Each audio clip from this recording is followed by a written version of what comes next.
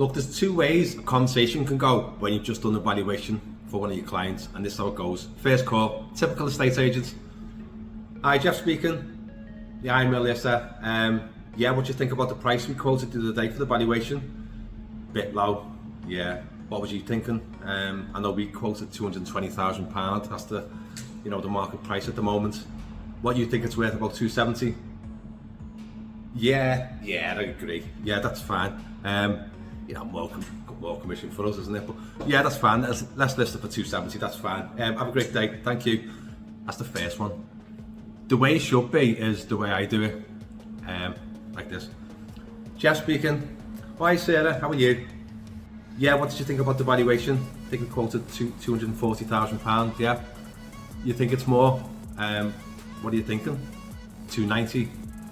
No, it's not worth 290 at all. Where do you think you got that number from? It's not worth that number. I've told you the market price. 240 is the maximum we can go. Yeah, list it for 240.